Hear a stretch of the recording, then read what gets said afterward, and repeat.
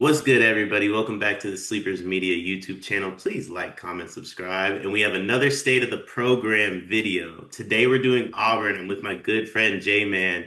J-Man takes on Twitter, right? Yep, you got it. Ball. By the way, everybody, the kids in the host seat, crazy. But I feel like this might be in my Duffy now. We'll find out. But J-Man, how you doing, bro? This is what your one of your first videos on the channel, right? Yeah, I'm doing great, man. I knocked out a couple with the guys earlier. Kentucky fans, a mixed bag review. They once I said I was a Duke fan, immediately the comment section flooded with like, I'm not listening to this Dookie. I gave a fair assessment, and I think I graded Kentucky even higher than I did Duke, but I like being in enemy territory when it comes to these videos, but I like to call it as I see it. And like I said, for the Kentucky, I gave them better ranking than Duke. And with Auburn, I know they played Duke and Duke won. They both went to the Final Four, the shirt that I'm wearing, and we both had terrible, upsetting losses in the Final Four. But I'm excited to talk about the Auburn Tigers and what they have coming for this segment of the state of the program. I'm excited to talk about Auburn too. Before we get into, well, first off, let me just let you know something about like all the fan bases that we deal with. Love them to death. They're gonna dislike you, unfortunately, and then they're gonna like you. I've been doing that a million times over. Duke fans hated me for a little while. I'm in the brotherhood now, though.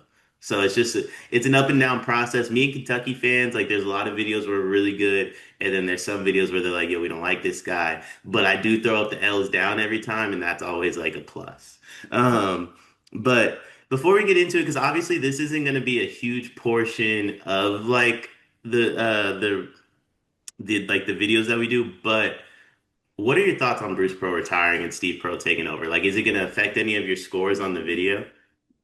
Yeah, I mean, it'll take there'll be a little hit for the vibes just because of the timing of the retirement. And, I said in our group chat of sleepers about a couple months ago, I was like, hey, I'm hearing rumors that Bruce Pearl might be stepping down. And at the time he was flirting with, running for office, but he came out and said that he wasn't going to do it. But regardless, there were rumors going around a couple months ago to where now it's happened. And so if I heard it, I'm sure like Auburn staff already heard it, obviously, with his son being on staff. Like that'd be kind of crazy if I heard it and he didn't. So I feel like they kind of knew what was possibly going to happen.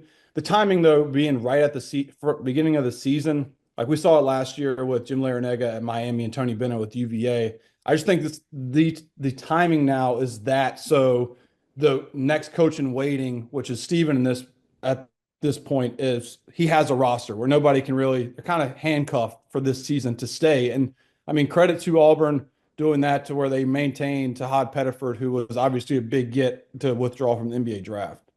Yeah, do you actually let's get right into it. Let's get right into it because our first category, we're going to grade all these categories based upon 10. Our five categories are returnees, departures, recruits, transfers, and vibes. Both J-Man and myself will grade it out of 10, and then we'll get a score out of 100. No pressure on us, but pretty much everybody's been in the 60s besides Purdue, who's in the 90s. So a little bit of a trend here. So no pressure on us to break that trend, but let's get into it because our first category is returnees. What would you grade their returnees on a scale of 1 to 10? So this is tough because it's just they lost everything. You know what I mean? Like they brought back Tahad, and so with that, I give it a 3 out of 10. And I know it's a low score, but I think Tahad Pettiford is worth all 3 points. Like I think that says much about him because I love Tahad Pettiford. I said it last year when they played at Duke, and I followed. I mean, Auburn last year, obviously, with Janai Broome and Cooper Flagg having that National Player of the Year race. But every time I watch Tahad Pettiford, dude, I just always had a smile on my face, just how jittery he is and his demeanor on the court. And so Tahad Pettiford can be that potential SEC Player of the Year candidate that they think he could be, then obviously returnees alone could be 5 or 6 out of 10. But for right now, I have a 3 out of 10. But I do love Tahad Pettiford. I think I think you have the right grade. Mine's gonna be way different because I'm in love with Todd Pettiford. I personally don't believe he should be there. And I think I give them a higher returnees grade for two reasons. One, you survived Todd Pettiford going to the draft. You also survived your head coach retiring on the first day of practice, and Todd Pettiford's still there too, right? And I don't know too much about the rules. Like, would he have been able to transfer and have immediate eligibility? I don't know, like any of that. But I'm operating under the assumption he could have left again. And by the way, I'm also operating under the assumption, like J-Man said, if he knew it, then that means people within the program probably knew Bruce Pearl was leaving. So I think Tahad Pettiford probably committed to Stephen Pearl months before he actually had to. So I'm going to give them a 7 just because they survived Tahad Pettiford staying twice. But their returnees are like on paper much closer to a 3. If Tahad Pettiford didn't have a first round grade, Bruce Pearl didn't leave, I think I give them a 3. So I'm on the same page with J-Man too in terms of that, which makes me think I know where we're both going to go with this next category. But where would you grade their departures? Yeah, departures, man. Look, you lose the SEC Player of the Year, Cardwell, Miles Kelly, Denver Jones, and then you lose Chad Baker Mazar to be a first ever coach player at USC with how old he is. So departures, I give it a, I give it a 3 out of 10. Again, 3 out of 10. Again, just because I gave Duke kind of a low grade as well because yeah, they reloaded, and I'm going to make a Duke as my reference because I am a Duke fan, but they lost 4 first round picks. So it's just crazy, or 5 total picks. So departures, I give it a 3 out of 10. And I do like your Tahad Pettiford 7 out of 10, by the way. So I do like that. Appreciate that. So is Chad Baker Mazara actually a player coach for USC? No, I was being funny. I was saying because he's so old. I was saying he's because he's so old. Like I just think of oh my God, what is the Will Ferrell movie? Semi Pro, That where he's just so old, where he's playing and coaching and probably the GM of the program. No, so I'm probably Chad Baker Mazara's biggest fan. I've called myself the Chad Baker Mazara of Sleepers Media once or twice. It hasn't really caught on the way I thought it would, unfortunately. But I love Chad Baker Mazara, and if I found out he was a player coach, I would have been unbearable for this year. That's like my dream, is him being kicked out of the game as like a player, and he's like, okay, I'll just coach now. And then he's kicked Yeah. out the game as a coach too. Special, special. But I think for departures, I'm on the same wave. I mean, they lost everybody, so I think I'm going to grade it a 3 as well. I mean, you lost Miles Kelly, Janai Broom, Dylan Cardwell, Chad Baker Mazara. He pretty much lost everybody. I was in the camp, and I don't know where you lie on this front, but I thought Dylan Cardwell was the best defender in the country last year. And I don't think people are talking about his departure enough. Obviously, you're Janai Broom National Player of the Year last year, or was it Coop? Coop was. Janai was SEC Player of the Year, though. But yeah, Cardwell, I do agree with your Cardwell take that he was like a very good defender that kind of gets overlooked when you outside of the Auburn bubble. Because I think Auburn fans know what Cardwell brought day in, day out. But when it comes to national media, they're like, well, they had Pettiford, Broom, and then Miles Kelly and Denver Jones, who had clips on them every time they shot the ball. So Cardwell is definitely underlooked in that regard. Absolutely. But I mean, one of the big things for me, like with this team too, with the departures, is also Bruce Pearl departing. So it's Yeah, that's a great point. I did not even think about that. That's a great point. yeah, like you didn't just lose players, you lost the only coach to really have success in the history of the program. Like they've Yeah. never had the success in this program that they had under Bruce Pearl. They went from being a football school, Cam Newton couldn't tell you the name of that coach, but I know Tommy Tuberville coached them obviously because he's Bruce Pearl's like that's what he's looking forward to doing type of Yeah. thing. Um, and you became a basketball school under Bruce Pearl, and your football team kind of stinks. And now I'm looking at the program, the state of the program, not just basketball, but football. It's like, where do you go next? I believe they fired their football coach recently, or they're going to, something along those lines. Hugh Freeze is on the hot seat. He was already kind of like a 50-50. Like when he got hired, some of the fan base liked it, some of the fan base didn't. So he never really sold on the fan base. But to your point, like, yeah, Bruce Pearl kind of was like the Cam Newton, where Cam Newton was the only player to get played in the NFL on that national championship Auburn team. He was so special. And I think that was Gus Malzahn was the head coach It there. was I grateful. okay. Yeah, so I know a little bit about Auburn football, but it's to your point though, losing Bruce Pearl, if I didn't even think about that for departures because I made this grade with just thinking players because that could be a 1 out of 10, but I'm gonna keep it as a 3 out of 10. I'm gonna keep it as 3 out of 10 too, because the reason I think both of us had I mean, you had their returnees at a 3 because of Tahad. I had a 7 because of Tahad. I think departures has to be a little bit higher, also because of Tahad. And honestly, Fair. all of these grades are gonna be slightly higher just because you have Tahad Pettiford, whom I've said, and I will stand on this, Auburn fans. I think his decision is the greatest decision that's going to happen to the Auburn basketball program. I am terrified that he made the wrong decision for himself. I firmly stand in the corner of freshmen that have the ability to go to the NBA, go.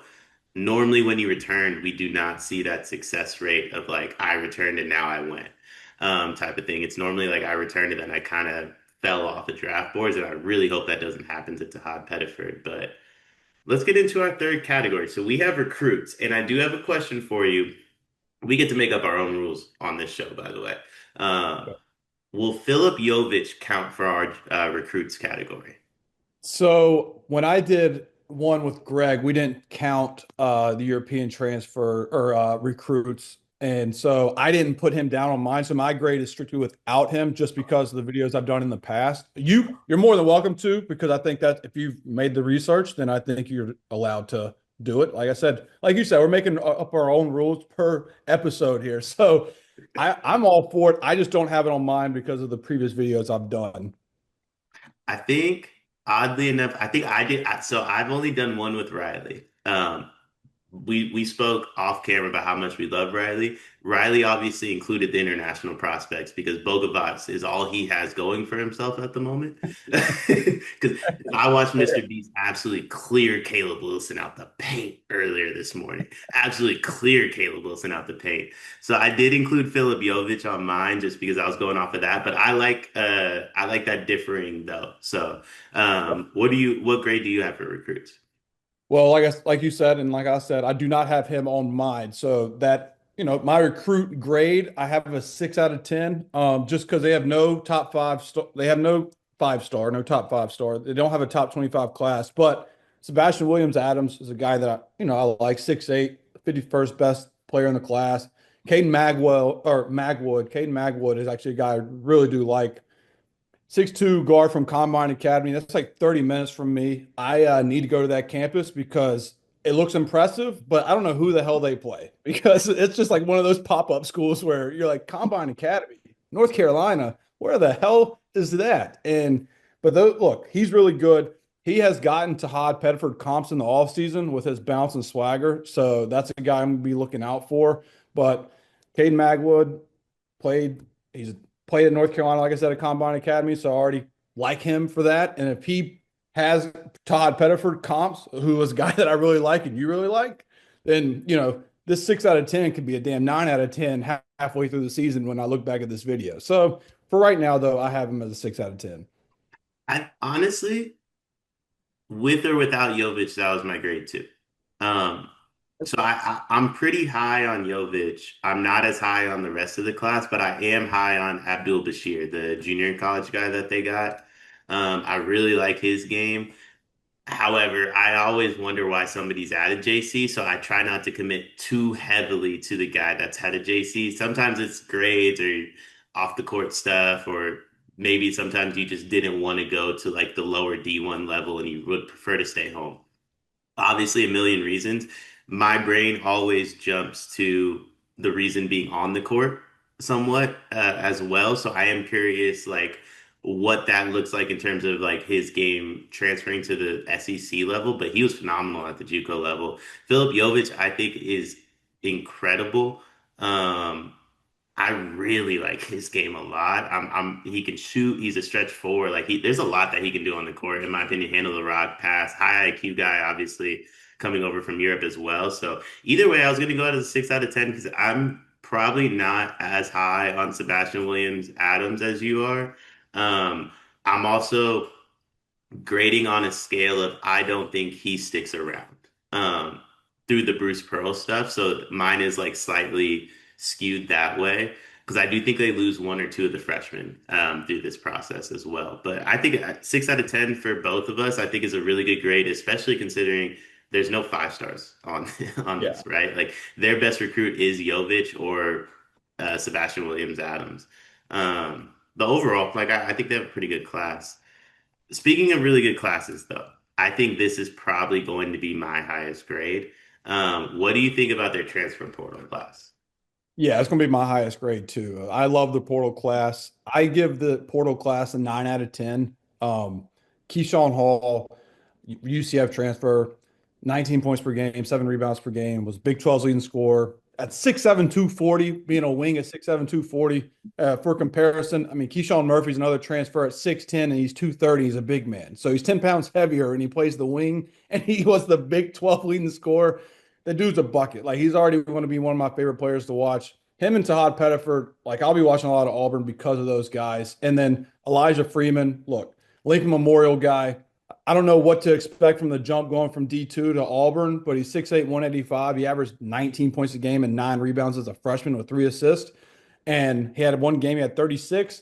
And then his career high or season high, which was his career high, he had 6 assists versus Emory Henry, which was my former rival in college. So I had to write that down because I'm like, oh shit, we have something in common. But Elijah Freeman is a guy I'm keeping an eye on. Kevin Overton, obviously, is a transfer as well from Texas Tech. But Keyshawn Hall, man, the the things that I think he can do with Todd Pettiford, and I think that Auburn just has a fetish for lefties because you just look at Jani Broom and the Todd Pettiford, now Keyshawn Hall, like they're all hoopers and they're all left-handed, and you don't really see that often, let alone like three potential dominant guys in 2 years that are left-handed. So I give the transfer class a 9 out of 10. I gave him a 9 out of 10 too. I think for everything you just said. I'm not as high on Keyshawn Hall. I kind of feel like he's like Chad Baker Mazara if Chad Baker Mazara was less talented. And I'm a Chad Baker Mazara guy, You are. but I'm also higher on Elijah Freeman. So Card and I did his very first Hit the Portal video. And I watched, not going to pretend it was a lot, but about a minute or 2 minutes of his highlights. And he did a hezzy into a snatchback, and off camera, I told Card, this guy's going to the NBA. Off like one move. The way his body moves is very high level. And you can kind of tell like on a basketball court who is the best athletes versus who aren't based on the way they run up and down the court, based on the way they jump, their body control, body movement, so on and so forth. Elijah Freeman, in my opinion, is as high class in anything athletically or just on the basketball court as anybody in the country. He has a lot to work on with his game. He's a developing prospect, but I think his finished product is going to be like an NBA level dude, mixed in with the Tahad Pettiford, who I think is an NBA level dude. And I do like Keyshawn Hall's game too, as well as Kevin Overton and Keyshawn Murphy. Like this was close to being a 10 for me. This is as close to one of the best transfer portal classes I think in the country. Um, Mhm. and talk about a great going away present for your son, by the way. Here you go. Todd Pettiford in the best transfer portal class in the country. Yeah, look, Elijah Freeman, I'm excited for as well. And we've seen, I mean, Cedric Coward is the story right now that's relevant. He was D3, D2 to Washington State and almost was signed with Duke and then obviously went to the draft. So, like, it's already been shown that that can be done in this generation of college basketball. So, Elijah Freeman, I like him a lot. And I'm going to pull for him because, look, a D2 guy going D1. You're seeing that now in the SEC with Ole Miss QB right now. I think he was D3, D2 to SEC, if I'm not mistaken. So I love this part of college athletics where we're seeing guys from the lower level crush it and then get the opportunity to play for a big time program. So I'm a fan of him from afar, and I'm be watching Auburn, like I said, for multiple reasons. This is going to be bare minimum an entertaining team, which is a great transition into our next category. 1 to 10, where would you rank the vibes? And did we ruin this by not doing it before Bruce Pearl retired because the vibe score would have been higher? The vibe score would have been higher for sure because that did take effect with my grade because I gave the vibes. I went back and forth between a 6 and a 7. I give it a 6 just because Bruce Pearl stepped down right when the season started, which we've already talked about, and so his son's going into Stephen, who is a guy that I believe in and I trust, and I think he's well deserving of this coaching job. I know there was some slander about him being Bruce's son, but because he had no head coaching experience. And then again, I'm a Duke fan. John Shire had no coaching experience. DePaul didn't even give him the job when he's from Chicago and he was a finalist for DePaul, and they said no. And so if John Shire gets turned down by DePaul and you see what he does at Duke, Steven is going to be fine at Auburn. Now, this season, I don't know because you would like to have some roster continuity in your year one. Like the portal class is great, 9 out of 10 for both of us, but only having Pettiford as the guy that you coached last year to be like, hey, I need you to run this program, which is one that's good, but you kind of want a couple more voices in that. So I give it a 6 out of 10, but I do believe in Stephen Pearl as being a legit head coach in the SEC, and I'm excited to watch him this season. I got the vibes, and I mean this respectfully to Stephen Pearl. I don't know much about him, to be honest with you, and I don't know much about his coaching experience, I guess you could say. So for me, they're a four, but I call it like a prove it four because I believe we could. I think if we did this again at the end of the year, I think it could be higher. It also could be much lower. And I think this is one of those teams where I kind of see them similarly to Michigan. If you told me Michigan won the national title, I'd be like, yeah, that of course. You Axel Lendenberg, Merez, Ademar, Cadell, list goes on and on. If you told me Michigan missed the tournament, I'd be like, yeah, well, Elliot Cadell's on the roster. So like that makes sense. I feel like Auburn, like if you told me they made a deep run with everything they have, I'd be like, of course, Todd Pettiford. If you told me they missed the tournament, I'd be like, of course, Bruce Pearl retired like the day the first practice started. So I'm gonna land right in that middle ground of four. I also feel this way too. If you are solely an Auburn basketball fan, root for Hugh Freeze. Because if Hugh Freeze gets fired, they are going to promise the next football coach so much money, not just for himself, but for his roster. I think it's going to actually hurt the basketball team. I believe you're kind of seeing that with Alabama at the moment, where they lost Saban, they brought in Kalen DeBoer, and he stuck it up for a year, and they said, by the way, we love basketball, not that much. Not that much. And we're going to take all of Nate Oates' money and give it to football. So I have it as a four. Where do you think this team goes? Like, what do you think their ceiling is? Ooh, that's a good question because I agree with your sentiment about like this team makes a run because they have Todd Pettiford and they have like a really good transfer portal class. And I see they're very volatile in the expectations for me. It's like I could see them having a great year. I could see them struggling in year one because the SEC's deep again. And, there's going to be adversity for a first year head coach. I mean, I'm going to compare Stephen Pearl to Shire because of the things I've said and their similar backgrounds. And Shire's year one, I think Duke lost double digits games. I think they were like 20, I don't know. I can't think off the top of my head, 25 and 11, 20, something like that, where they lost 10, 11 games. And part of the fan base started making whispers like he wasn't the right guy, which is bullshit. And you're going to hear that for Stephen Pearl, which is going to be bullshit to me because year one, you got to get your footing, right? And then Duke turned it on late. And so I can see that being with Stephen Pearl, where maybe they lick their wounds early in the season because first year head coach, and they find their stride throughout the SEC play. And so I think right now, as we record this before the season, I would say their ceiling is Sweet 16, but you could talk me into either side of that of like I'm wrong, they can go to the Elite Eight. I'm wrong, they go to the first round, they lose first round. You can convince me one way or the other, but right now I'm a split it right there, Sweet 16.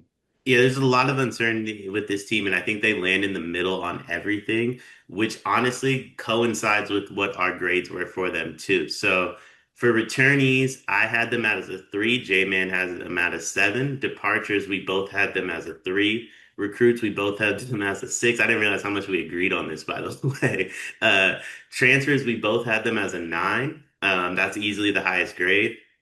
Vibes, I had them as a four. J-Man had them as a six, and it comes out to a total of 56. So I think they land right in the middle, which is basically where we both kind of have them of like there's a lot of uncertainty.